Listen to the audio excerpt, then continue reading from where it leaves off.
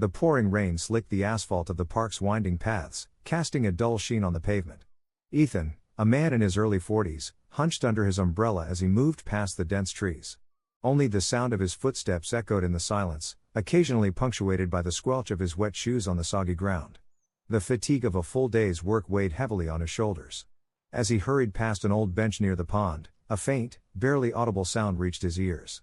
A whimper. Small and desperate, the sound cut through the noise of the rain and made Ethan stop. He frowned and listened closely. The sound came again, from the thicket of overgrown bushes where gnarled branches tangled in the darkness. Ethan cautiously approached, pushing aside the wet leaves and ferns. Crouched deep in the bushes, an Alaskan Malamute lay huddled on the ground.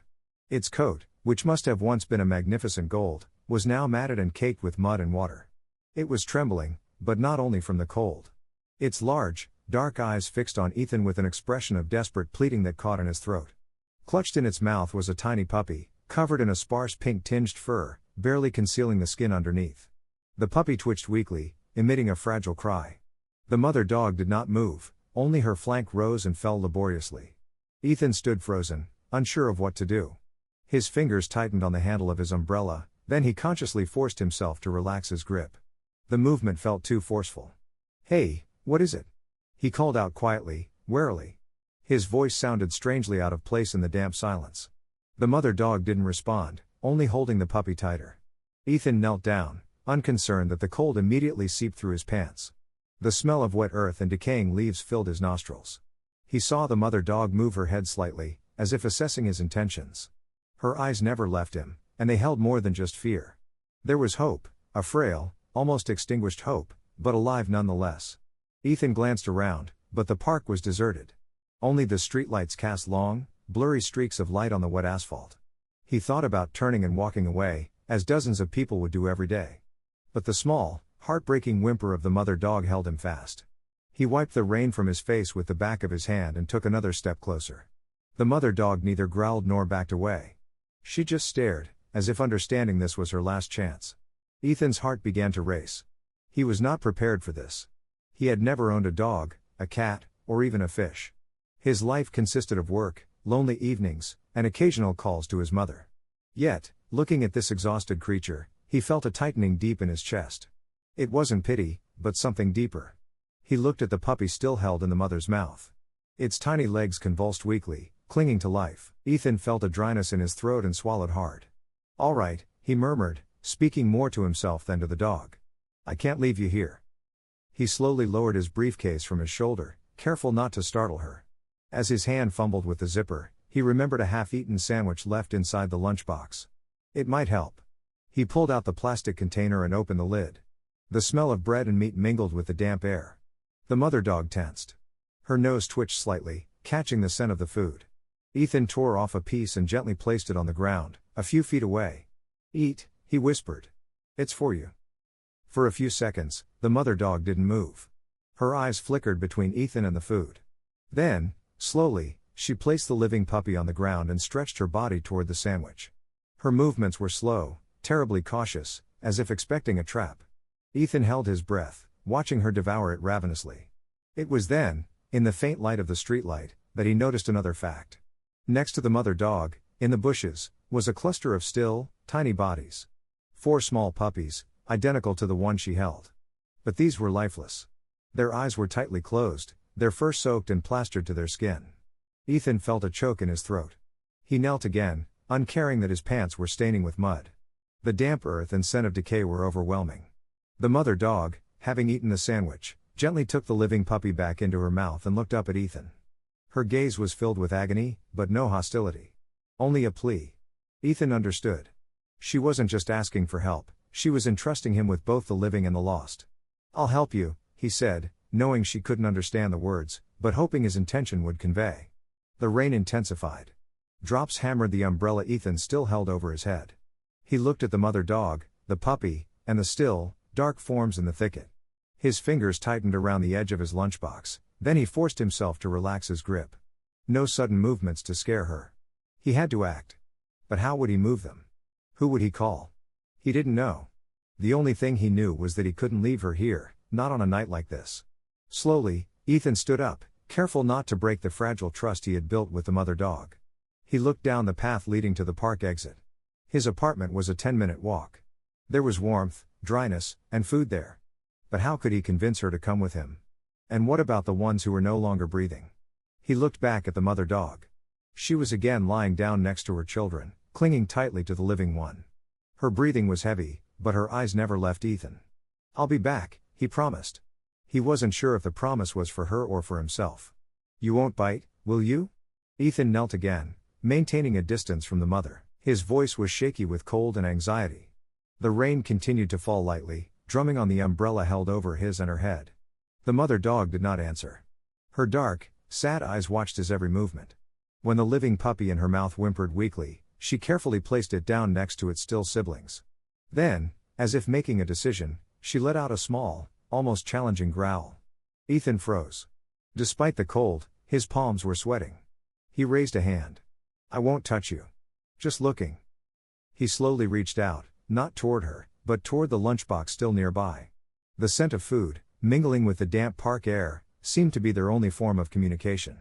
Ethan tore another piece of sandwich and placed it closer to the mother dog, slightly farther from the thicket this time. She was wary. Her whiskers trembled slightly as she sniffed the air. She slowly stretched out toward the food, as if afraid of herself. Her teeth greedily grasped the bread, and she swallowed it almost without chewing. Ethan noticed her ribs protruding through her wet coat. How long had she gone without eating? Days? Weeks? "Poor girl," he muttered, watching her lick her jaws. His gaze returned to the puppies in the bushes. The living one twitched weakly, snuggling against its mother. But the others, Ethan leaned in further, careful not to make any sudden moves. In the faint streetlight, he could see them more clearly. 4 tiny, still bodies, no bigger than his hand. Their wet, matted fur looked almost black. Their eyes were tightly closed, and their limbs were rigid. The cold, or perhaps starvation, had claimed them. Ethan felt a constriction in his throat. "Oh, God," he breathed out, turning his face away. His fingers instinctively gripped the edge of the umbrella, but he forced himself to relax. "Don't scare her." The mother dog, having finished the sandwich, picked up the living puppy again and looked up at Ethan. Her gaze was not just guarded. There was a profound sorrow in it, a grief that felt almost human. Ethan tried to swallow the lump in his throat. He didn't know how long she had been here, but one thing was clear: she had fought for her children until the very end, and she had lost. "Are you okay?" he started to say, then closed his mouth. What could he say? To say everything would be fine would be a lie. He looked at his hands, muddy from pushing through the bushes. His life had been simple: work, home, the occasional call to a friend. He had never faced anything like this. But now, looking at this Malamute, he knew he couldn't leave. "I can take you," he said quietly, testing how the words sounded out loud. "You, and your pup." But he hesitated, looking at the still forms. They were beyond saving. The mother dog let out a low, long sound, almost a moan, as if she understood. She lay down next to the dead pups, clutching the living one tightly. Her nose touched the cold bodies, as if trying to wake them. Ethan turned his face away, feeling his eyes burn with unshed tears. He hadn't cried in years, not since his father's funeral. But now, something broke inside him, and this dog's grief seemed to open an old wound. "I don't know what I'm doing," he said, telling himself. "But I'll try." He opened the lunchbox again, took out the last sandwich, and placed it in front of the mother dog. She looked at the food but didn't move. Her eyes fixed on Ethan again, and they held something new. Not just sorrow, but the slightest flicker of trust. Ethan felt his heart pound. He had to take her. But she wouldn't leave her children, even the ones who had endured. "If I take this one," Ethan gestured with his chin toward the living puppy. "Will you come with me?" The mother didn't answer, but her ears twitched slightly, listening. Ethan cautiously reached out a hand, not toward the puppy, but toward her. His fingers stopped an inch from her nose. She didn't growl or back away, just stared. Ethan braced himself, then slowly touched her head. To his surprise, she only closed her eyes, as if permitting his presence. Her fur was cold and wet, but underneath, he felt the frail warmth of her body. "I'll come back for you," he said, standing up. His voice, despite the shaking of his hand, was filled with determination. He looked down the path leading to his home. 10 minutes walk. A blanket, food, a box for the puppy. But what about the ones left behind? He couldn't leave them here, beaten by the rain and the mud. That would be wrong, not just to the mother dog, but to himself. Ethan backed away, still keeping the umbrella above the mother's head. The rain was getting heavier, and cold drops soaked her fur. He knew he had to act fast. But how could he separate her from the children she had lost? The thought constricted his chest like a blast of cold wind under his coat. He looked at the mother, her pup, and the dark shadows in the thicket. The decision was right there, but its weight filled him with dread. The Malamute, Luna, lay in the thicket, her golden fur wet and cold, the sole surviving puppy twitching faintly against her flank. Her thoughts, if the word could describe this silent vortex of feeling, were a jumble of confusion. The cold bit into her bones, but she didn't feel it. All that mattered was the small warmth of the body moving weakly against her side. Its breathing was shallow, a fragile thread that tethered her to the boundary and kept her from sinking into utter emptiness. Her nose touched the wet fur of the dead puppies lying next to her. Only a day ago, they too were warm like this. She licked their small, still faces, trying to warm them, but they didn't respond. Why weren't they responding? Her body shook, not from the cold, but from a deeper, tearing pain inside. She remembered their cries, the way they wriggled, seeking her milk. Now, only silence. Only the last one clung to life. She held the puppy tighter, afraid that it too would fall silent. The sounds of the park, the rustling of the rain, the distant car noises, and the footsteps of the man still nearby, reached her ears. He hadn't left. She didn't understand why humans always left. They yelled, threw rocks, turned their backs, but this man was watching her. There was no malice in his eyes. It was something that scared her, yet offered hope at the same time. She remembered nights on the streets, foraging for food. The smell of rotten scraps, the scent of gasoline. The harsh voices of people driving her away. She learned to hide, to fear, but then she was alone. Now, she had them, her tiny children. She gave birth to them in this windy thicket, without a den. Each cry of the puppies was her triumph. But triumph had turned into defeat. She couldn't protect them, couldn't find enough food to produce milk for all of them. Her tongue touched the cold body of a puppy again.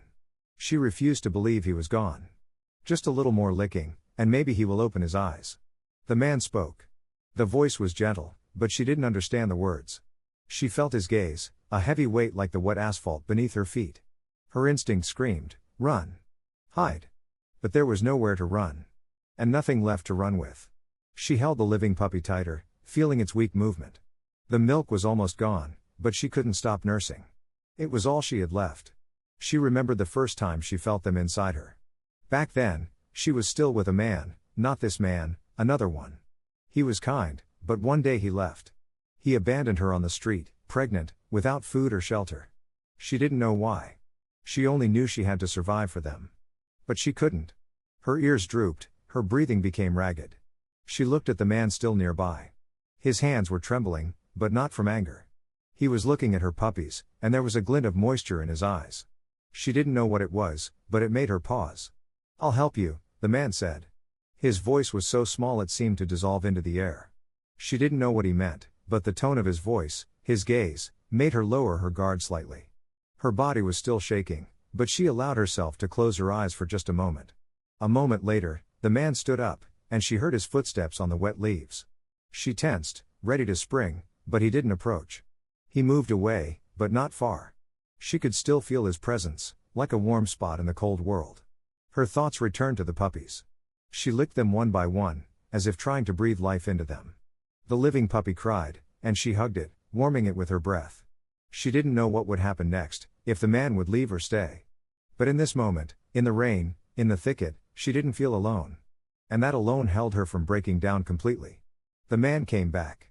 He was holding something. She couldn't see what it was, but the smell was familiar. Food. Her stomach cramped again from hunger, but she didn't move. She watched him, his face, his eyes. There was a pain there, similar to her own. And something else, something she couldn't understand, but wanted to believe. She held the puppy tighter, ready to protect it to the end. But deep down, beyond the fear and sorrow, a tiny spark ignited. Maybe this man wouldn't leave. The damp metal smell of the garden trowel in Ethan's grip mingled with the scent of wet earth and decay. The small shovel, which he had found in the storage closet of his apartment building, felt cold. The handle was rough, caked with last season's mud. Ethan knelt by the bushes in the park, where Luna, the Malamute, lay clutching the sole surviving puppy. The rain had subsided but still dripped, falling onto his hair and face. In the dim light of the street lamp, he could see her eyes, dark and full of pain, but now holding a faint glint of trust. Next to her, in the mud, lay the 4 still bodies of the puppies. Their fur was wet and matted, as if they were already part of the cold ground. Ethan had returned to his apartment about 30 minutes ago, bringing back a warm blanket and a sturdy canvas bag, large enough to hold the puppy temporarily. His briefcase contained 2 hastily made sandwiches, sliced bread and chicken left over from his refrigerator. He offered one to the mother dog, and after a moment's hesitation, she devoured it. Her teeth clicked. When the living puppy, nestled against her flank, whimpered weakly, she immediately licked it, as if confirming its presence. "You don't want to leave them here," Ethan said softly, looking at the dead puppies. His voice was gentle, but his heart was heavy with the pressure of what he had to do next. Luna raised her head. Her whiskers trembled slightly, sniffing the chicken scent still lingering in the air. She didn't growl, but her body was tense, as if sensing that something was about to change. Ethan felt a dryness in his throat and swallowed, despite the surrounding moisture. He slowly unfolded the blanket and placed it next to the bag. The dusty smell of the fabric mixed with the park's dampness.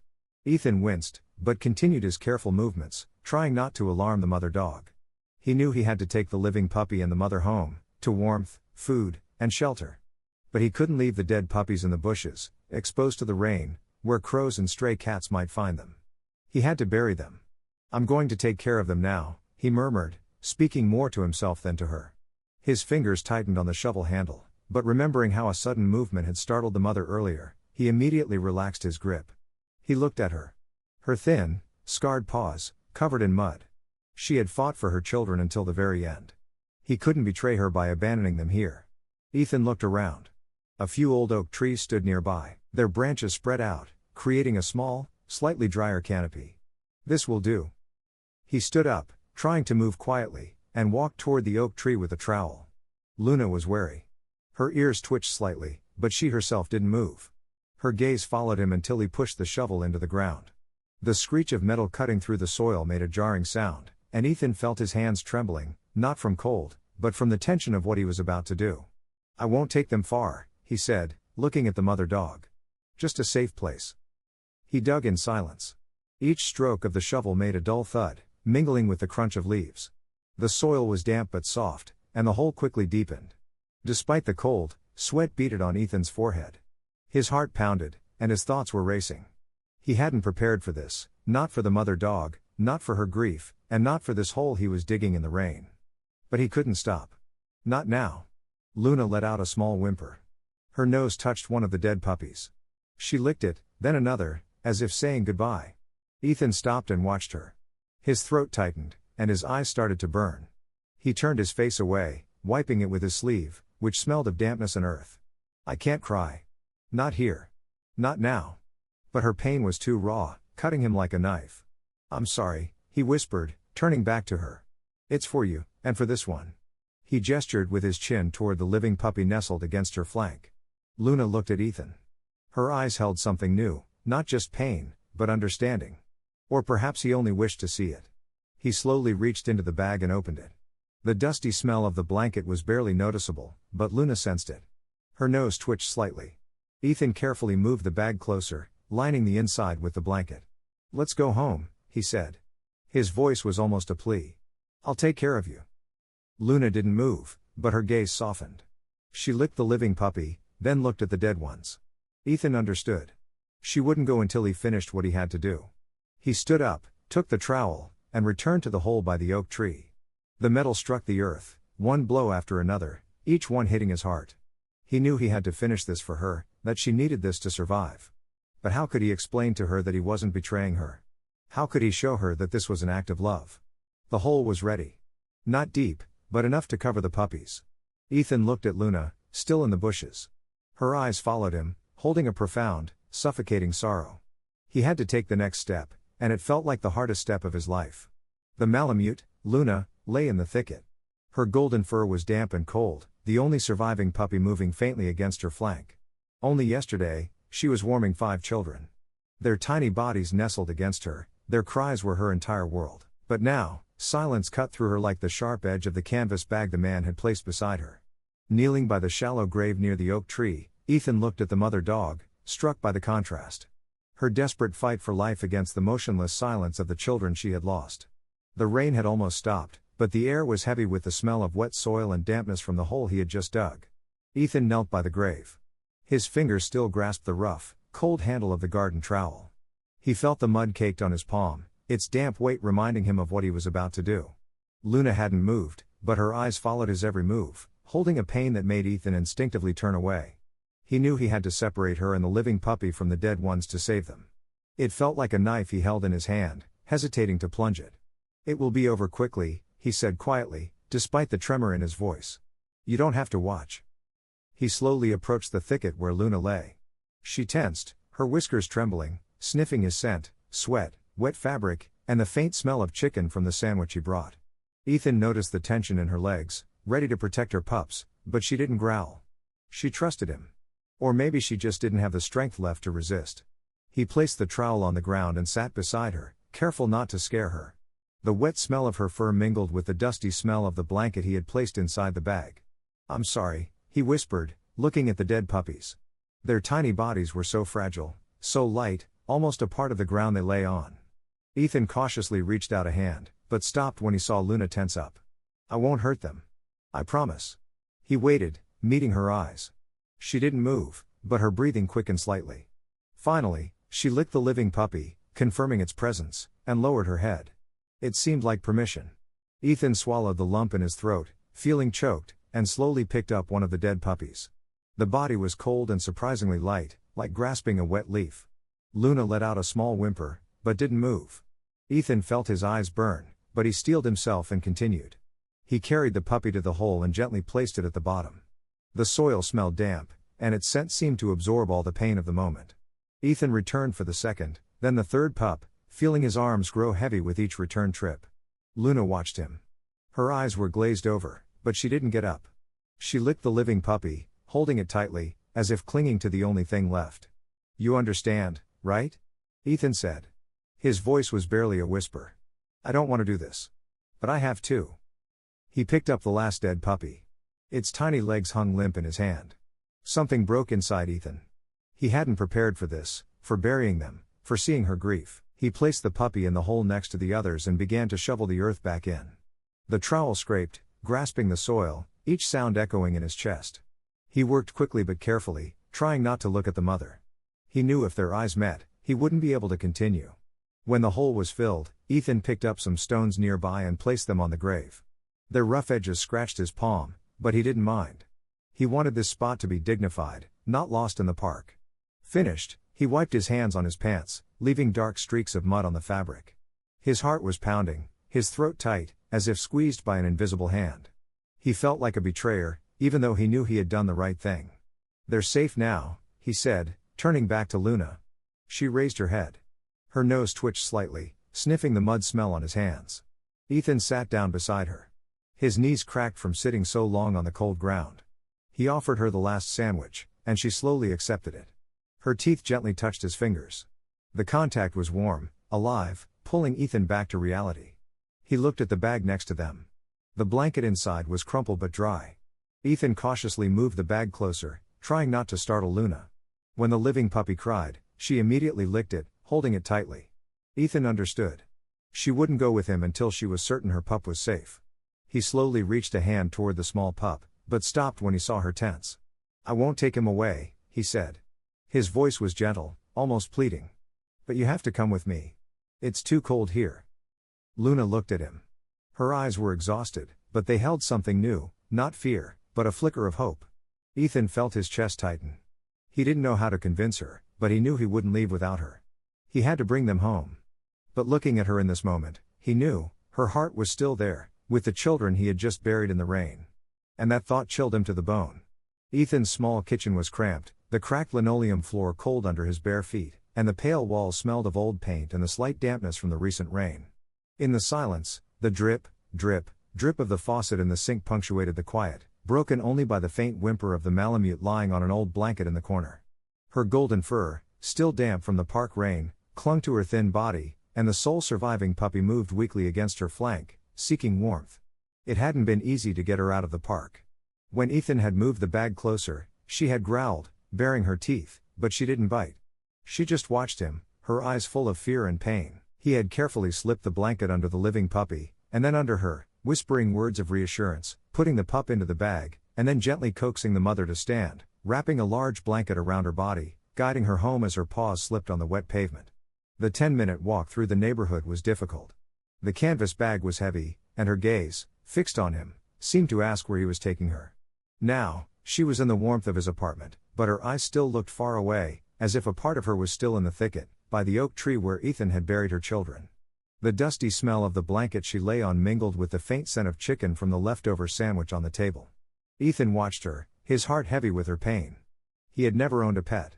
His life had been simple: work, books, the occasional call to his mother. But now, here she was, exhausted, with cracked paws. And her puppy, whose cry was barely loud enough to break the silence. Ethan knelt beside her. "You need to eat," he said.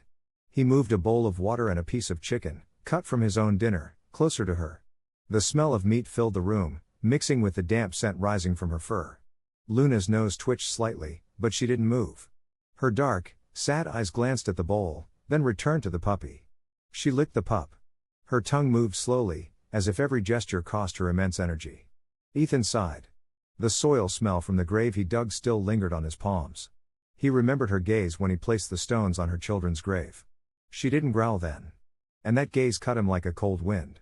Now, she was safe, but the pain hadn't gone away. He noticed her flank rising and falling irregularly, her breathing uneven. She was clearly hungry, but she refused to eat, as if food was secondary to her.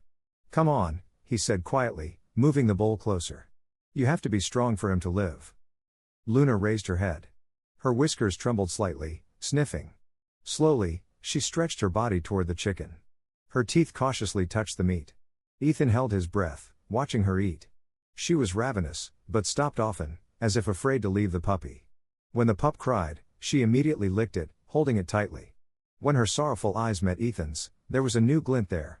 Not yet trust, but the smallest hint of it. The kitchen felt too small to hold such profound grief. In the corner, the old gas stove stood, and the loud whistle of the kettle Ethan had put on startled the mother dog. Ethan quickly stood up and turned off the heat. The sound stopped, leaving only the drip of the faucet. He looked at Luna and noticed her legs trembling slightly as she lay down, trying to find a more comfortable position. Her wet fur was beginning to dry, and the shades of her golden coat, which must have once been vibrant, were starting to appear. "I don't know what I'm doing," he said, sitting in a chair near the table. His voice was small, almost lost in her breathing. "But I'll try for you." He remembered walking through the park with the bag. She was light, but her weight felt unbearable for a mother who had fought for her children. Now she was here, but her gaze sometimes wandered into the void, as if searching for the children she had lost. Ethan felt a constriction in his throat. He couldn't give her back the puppies, but he could give her warmth, food, and a chance. Yet, watching her, he knew, her heart was still in the thicket, in the rain. He stood up again to get water, but stopped when he heard her faint whimper. She licked the puppy, then looked at Ethan. There was something other than pain in her eyes, the fragile spark he wanted to ignite. He had to help her live. But how? The question hung unanswered in the air, like the smell of dampness in his apartment. Ethan sat on the edge of the old sofa in his bedroom. His palms still smelled of the soil from digging the grave under the oak tree last night. He remembered spending the night on this sofa 3 years ago after his father passed away, staring at the ceiling as the silence of the apartment weighed on him like a rock. Then, he felt lost, and the world seemed empty. Only this sofa, covered in faded fabric and smelling of dust and old cloth, supported him. Now, looking at the Malamute lying on the blanket in the kitchen corner, he felt the same coldness in his chest. A day had passed since he brought her and her puppy home. But her pitiful, small whimpers cut through the creaking floorboards and the distant car noises outside the window. She was calling for the puppies he had buried in the park. Luna lay there, clutching her one child tightly. Her nose touched the puppy's small body. Her golden fur, dry but still dirty, glowed with a dull reddish tint under the lamplight. Her eyes were full of grief, as if the light was fading. Ethan noticed her scarred, cracked paws trembling slightly every time she licked the puppy, as if confirming it was still breathing. He stood up, trying to move quietly so as not to wake her, and moved the bowl of water closer. The scent of last night's chicken still lingered in the air, mingling with the dusty smell of the blanket she lay on. "You need to get stronger," he said softly, kneeling down. His voice was gentle, but tinged with fatigue after a sleepless night. Luna raised her head. Her whiskers trembled slightly, sniffing his scent, but she didn't respond. Her heavy, irregular breathing broke the silence. Ethan reached out a hand, but stopped when he noticed her tense up. "Okay. I won't touch you. Just staying here." He remembered finding a kitten that had fallen into an old well in his grandmother's village when he was a child. He was 10, and he sat by the well all night until his father helped the kitten out. The kitten survived, and Ethan still remembered its frail cry, similar to the one he heard now from the puppy next to the mother dog. At that time, he felt for the first time that he could save someone. But now it was more complicated. He couldn't give her back the puppies, nor could he ease her pain. All he could do was sit here in this small apartment and hope she wouldn't give up. Luna let out a low, long sound. It wasn't a whimper, but a deeper lament. Her body shook, and she licked the puppy again. Her tongue moved slowly, almost exhausted. Ethan felt a choke in his throat. He remembered the night after his father's funeral, hearing his mother cry in the next room, and not knowing how to comfort her. Then, he felt helpless. Just as he felt now, looking at this Malamute. Her pain was as raw as the smell of dampness that had permeated his apartment after yesterday's rain. "I know how it feels," he said. His voice was barely audible. "Losing someone, but you have to live for this one." He gestured with his chin toward the weakly moving puppy next to the mother dog. Luna looked at Ethan. Her eyes gleamed under the lamplight, but there was no comfort. She let out the lament again, and the sound cut him like a cold wind. Ethan stood up. His knees cracked from sitting on the floor for so long. He walked to the window, where the curtain smelled of dust and a faint trace of old cigarette smoke. He had quit 2 years ago, but the scent still lingered.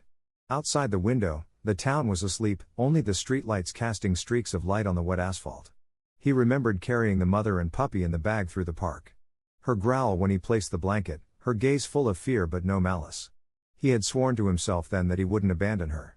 But looking at her now, he felt his efforts weren't enough. She ate, but her heart was still somewhere with the children she had lost. Ethan turned back to her. His palms instinctively clenched, but he quickly relaxed his grip, remembering how she would be startled by sudden movements. "I'm not going anywhere," he said, sitting in the chair by the table. His voice, despite the fatigue, was filled with determination. "Listen. I'm here." Luna didn't respond, but her ears twitched slightly, listening to his words. She licked the puppy, then looked at Ethan. A new glint shimmered in her gaze. Not yet trust, but the smallest hint of it. Ethan felt his chest tighten. He remembered what his grandmother used to say, sometimes, just being there is enough to help. He hadn't understood those words then, but he did now. The night slowly passed. The creaking floorboards, the dripping faucet, and her small whimper, each one told Ethan he couldn't leave. He had to stay here for her, for the puppy, and perhaps for himself. The crinkle of the pet store bag in Ethan's hand echoed as he climbed the stairs of his apartment building. The smell of high-protein dry food for nursing mothers permeated the plastic, mixing with the dusty air of the old building. 5 days had passed since he brought the mother and puppy home from the park, and this bag, containing food, bowls, and a soft cushion, was his attempt to aid her recovery. Ethan paused on the second-floor landing, adjusting the bag, when the door of the neighboring apartment creaked open and Mrs. Davis appeared. A woman in her 60s, wearing a gray cardigan, her dark hair streaked with white neatly tied back. Her gaze fell on the bag, and she smiled, but curiosity twinkled in her eyes. "Good evening, Ethan," she said. Her voice was warm but slightly raspy, as if she had just finished a cup of hot tea. "My goodness, is that for an animal? Did you finally get one?" Ethan hesitated, trying to hide his awkwardness, and cleared his throat, nodding. "Yes," he said. His voice was small but firm. "I found an Alaskan Malamute and a puppy in the park 5 days ago. They were in a bad state." Mrs. Davis narrowed her eyes. Her hand instinctively touched the edge of her cardigan, but she immediately stopped, as if realizing her gesture. She moved closer. The scent of her perfume mixed with the smell of kibble from the bag. "Tell me about it," she urged. Her voice was gentle, yet commanded attention. "What kind of dog? Where did you find them?" Ethan sighed. His gaze slid over the cracked paint on the hallway wall. He began to recount the rainy night in the park, the thicket, the mother's exhausted body, and the single surviving puppy. He talked about the dead pups he buried under the oak tree and how the mother dog still whimpered at night, as if calling them. His voice trembled as he described her eyes, full of agony yet holding a spark of hope. Mrs. Davis listened, her face softened, and wrinkles deepened at the corners of her eyes.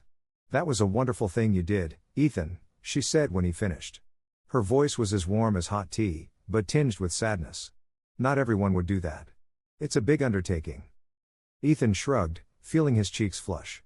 He wasn't used to praise. The bag in his hand felt heavier. He shifted it to his other hand, feeling the plastic stick to his palm. Mrs. Davis looked at him. Her lips curved into the faint shape of a smile, but she said nothing more, just nodded and disappeared into her apartment. Ethan listened to her footsteps fade away for another moment before heading to his own apartment.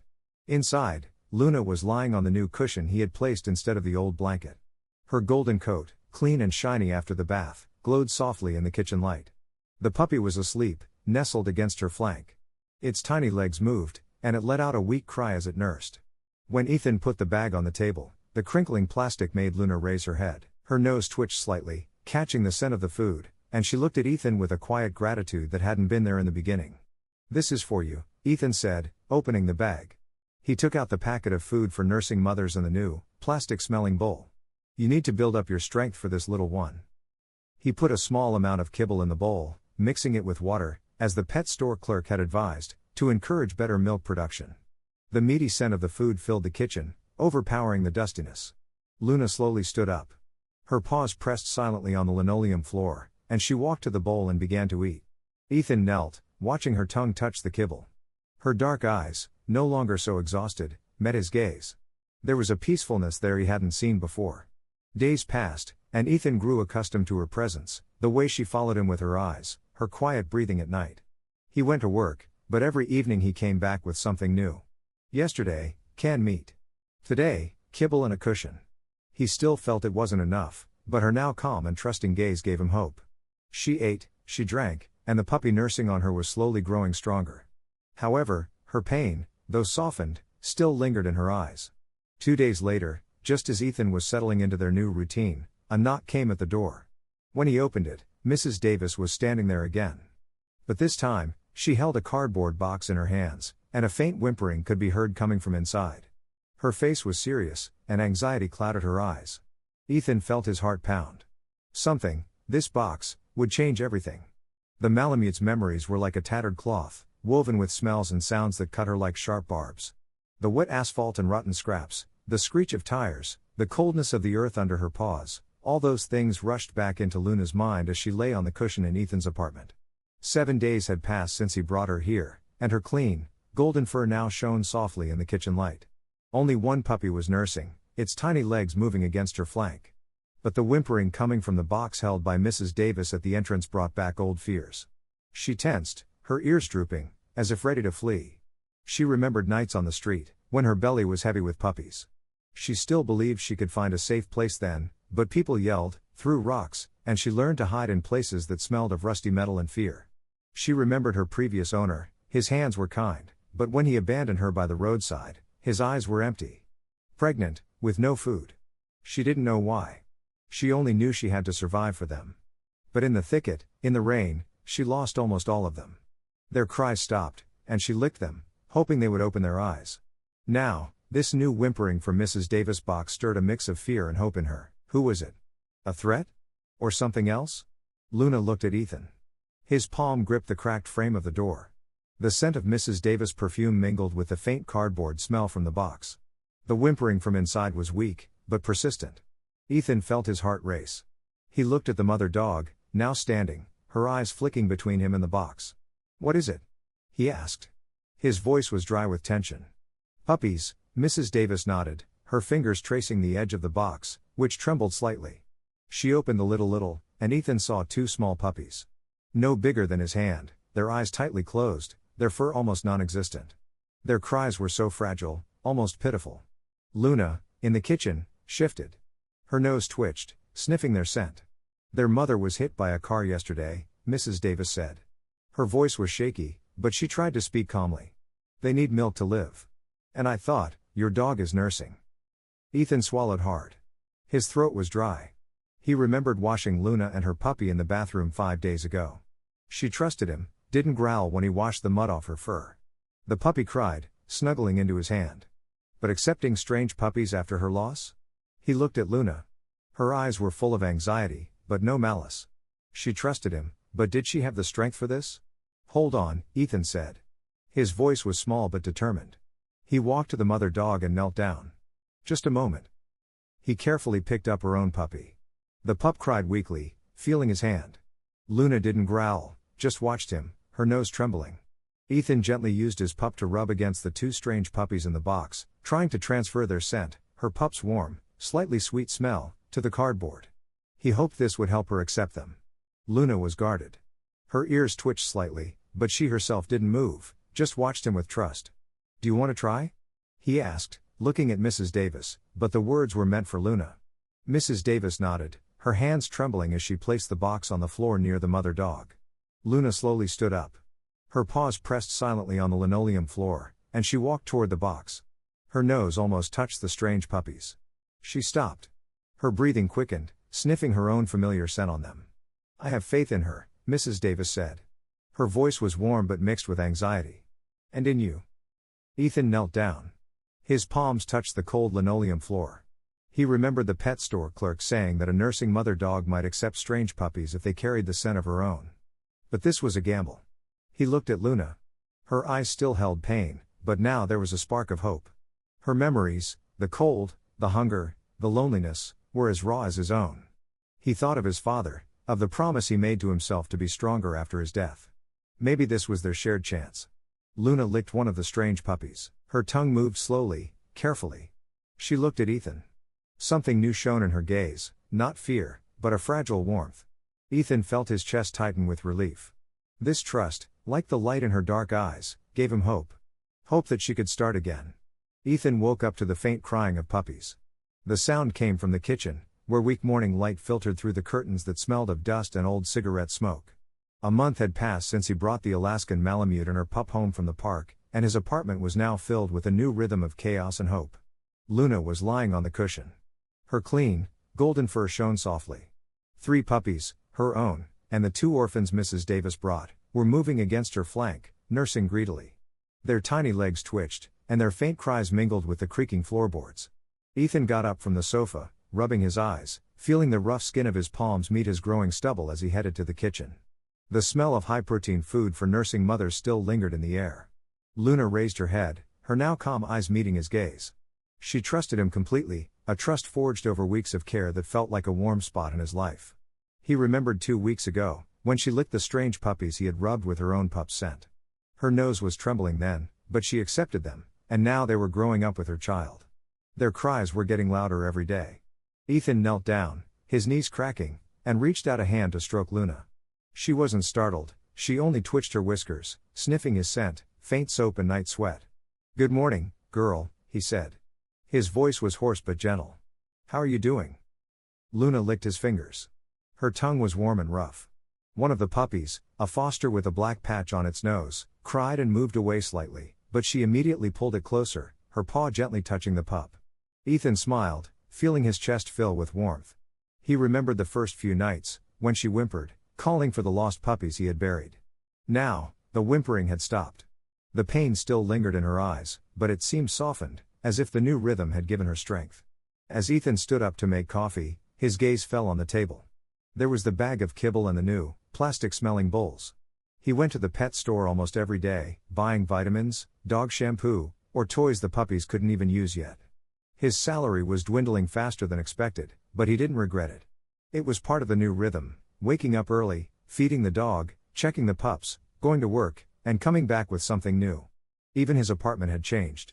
The linoleum floor was cleaner now, and thanks to the ventilation, the damp smell was mostly gone. He remembered Mrs. Davis visiting yesterday with homemade chicken stew. She looked at the puppies, her face softened, and said, "You gave them, and her, a chance, Ethan." The words lingered in his mind like a warm memory without pain. He wasn't used to praise, but her voice and Luna's gaze reminded him that he was doing something important. "I need to name you all," he said, looking at Luna. She moved her ear slightly, as if she understood. Ethan stirred his coffee. The bitter scent of the coffee mixed with the dog's smell. He thought of his mother. She always gave dogs simple names like Rex or Buddy, but this Malamute deserved a more special name. Aiko or Hana. He shook his head and decided to think about it later. The puppy's cries intensified. One tried to crawl away, but Luna gently pushed it back. Ethan noticed her flank rising and falling regularly, her warm, golden fur becoming thicker. She had gained weight this month. Her paws no longer trembled, which was his small victory. But he knew her pain, the pain born in the thicket and the rain, had not disappeared. It had only quieted, like the distant car noise outside the window. He finished his coffee, feeling the warm cup in his palm, and looked at Luna. Her eyes still held the sorrow of the past, but they were now filled with life. She licked the puppies. Her movements were confident, full of maternal love. Ethan felt a lump in his throat, not from sadness, but from something else, the feeling of being needed. He remembered the promise he made to himself to be stronger after his father's death, but back then, he didn't know how. Now, looking at her and the puppies, he knew. Strength was not the absence of pain, but the ability to keep moving forward. Luna looked at him. Her ears twitched slightly at his words. She licked the puppies, then looked at Ethan again. Something new shone in her eyes. Not just trust, but a bond. Ethan smiled, feeling his new rhythm, filled with the cries of the puppies and her quiet breathing, become his home. Ethan stood by the kitchen table, watching the 3 puppies, 2 fosters and Luna's own pup with the black patch on its nose, eagerly eating dog food from the bowls. Their tiny teeth scraped the plastic. A month and a half had passed since he brought Luna and her pup home from the park, and now his small apartment felt crowded with their play, faintly smelling of kibble and dog fur. The smell of dry food mixed with the slight dampness from yesterday's rain, and the creaking of the linoleum floor under the puppies' paws mingled with their playful cries. Luna lay on the cushion. Her clean golden fur glowed under the light, and her now calm and trusting eyes watched the puppies. She no longer nursed them. They had grown, their legs sturdier, their faces more curious. Ethan understood it was time to find new homes for them. His apartment was too small, a cramped kitchen, a narrow bedroom filled with books, and a bathroom smelling of soap and dampness. The large, active puppies were tipping over the food bowls, chewing on the sofa corners, and leaving saliva marks on the fabric. Ethan sat in the chair. His palm touched the cold surface of the table, and he felt his chest tighten. He had grown attached to them, to their cries, their clumsy jumps, the way Luna pushed them toward him as if she trusted him. But keeping 4 dogs in a studio apartment was impossible. They deserved more space and attention than he could give them when he returned home tired from work. "I need to find you homes," he said. His voice was hoarse but gentle. Luna raised her head. Her ears twitched slightly, sensing the change in his tone. One of the puppies, the one with the black patch on its nose, ran to Ethan. Its paws slipped on the linoleum floor, and he felt its nose rub against his leg, leaving a damp spot. Ethan smiled, but felt a lump in his throat. He remembered a week ago, rubbing the foster puppies with Luna's scent so she would accept them. She accepted them despite her pain, and now they were her family. But he knew he had to let them go. He took out his cell phone, his finger tracing the cracked case, and began to scroll through his contacts. First, he called his cousin, Susan, who lived in the suburbs. Her bright, clear voice came through over the background noise of children yelling. "Puppies?" she asked. Her voice was surprised but warm. "Are you serious, Ethan? A Malamute? Tell me everything." Ethan told the story, the rainy night in the park, Luna and the single pup almost dying, burying the rest under the oak tree, and the 2 fosters Luna accepted. His voice trembled as he spoke of her eyes, still holding pain, but now full of trust. Susan listened intently, interrupting with occasional questions, then finally sighed. "I'd love one," she said. "But we already have a cat and 2 kids. Too much." She suggested, "Why don't you ask around your neighborhood?" Ethan nodded, knowing she couldn't see him, and said goodbye. Next, he called his friend, Tom, whom he hadn't seen in 6 months. Tom laughed when he finished the story, but there was warmth in his laughter. "You're a hero, buddy," he said. His voice boomed over the phone. "Puppies? We already have a dog, but I'll ask my friends." Over the next few days, Ethan called 3 more people. An aunt, a colleague, and a former acquaintance who loved animals. They listened with interest but found reasons to decline. Allergies, no time, apartment is too small. Ethan put down his phone. His palms were sweaty, leaving a damp mark on the case. He looked at Luna licking one of the puppies. Her tongue moved slowly, full of maternal affection. She trusted him, and that trust cut him like a cold wind. He didn't want to separate them, but he had no choice. In the evening, when the smell of kibble in the kitchen intensified and the puppies were curled up asleep next to Luna, the phone rang. It was Susan. Her voice was excited, full of joy. "Ethan. I found them," she said. "My neighbors, a young couple who have always wanted a dog and have a big house in the suburbs. They'll take 2 of the fosters. What about the last one? Are you keeping him?" Ethan paused. His gaze fell on Luna and the puppies. 2 would find a home. And the last one? He looked at Luna's own pup, the one with the black patch on its nose, sleeping closest to her. His chest hurt, but a glimmer of hope sparked inside. Maybe one, he could keep. Or maybe he could find a home for him too. The choice hung in the air, demanding a decision, like the smell of kibble in his small kitchen. Ethan stood by the kitchen table, watching Luna eagerly eating her food. Her golden fur shone in the morning light filtering through the curtains, which smelled of dust and old tobacco smoke. The three now large, active puppies were playing on the cushion. Their paws slipped on the linoleum floor, and their playful cries mingled with the sound of their teeth clicking on the plastic bowls as they ate puppy food, the two Fosters and Luna's own pup with the black patch on its nose. He remembered yesterday, when his cousin Susan called to confirm that her neighbors, a young couple with a large house in the suburbs, were ready to take the two foster puppies. They came this morning. Their car, smelling of gasoline and leather interior, waited outside. Ethan carefully put the puppies into a box lined with a clean, soap-smelling towel. Luna watched him. Her ears twitched slightly, but she didn't growl. She trusted him, just as she did when he washed her in the bathroom, or when he rubbed the scent of her own pup onto the strange puppies so she would accept them. He stroked her, feeling the warmth of her fur under his fingers. "It's okay," he whispered. "They'll be happy." Anna and Max, the couple, stood at the entrance. Their faces were radiant with joy. Anna, with her long hair smelling of Luna's shampoo, knelt down to stroke the puppies. When she picked up one of the gray-furred pups, their cries grew louder. Max smiled at Ethan, his shoes squeaking on the linoleum floor. "Thank you," he said. His voice was warm, but slightly awkward. "We'll take good care of them. We'll send you pictures." Ethan nodded, feeling a lump in his throat, forcing a smile. He handed over the box, feeling the cardboard sag slightly under the puppy's weight. Luna licked his hand. Her tongue was rough and warm, and he felt a sharp pang of pain. Separation was hard, even if it was the right thing to do. He walked the couple to the entrance, listening to their footsteps fade in the hallway, then returned to Luna, who was watching him. Her eyes were calm, but slightly sad. Now, only her own pup remained, the one with the black patch on its nose, sleeping curled up against her flank. Ethan knew he couldn't keep him in his cramped apartment. Luna deserved all his attention. He remembered Mrs. Davis, the neighbor who brought the foster pups 2 weeks ago. Her kindness, her warm voice, and her homemade chicken stew convinced him that she would cherish this puppy as her own. And she lived right next door. Ethan took out his cell phone. His finger traced the cracked case, and he called Mrs. Davis. Her raspy voice answered almost immediately. "Ethan?" she said. Her voice was surprised but warm. "Mrs. Davis," he began.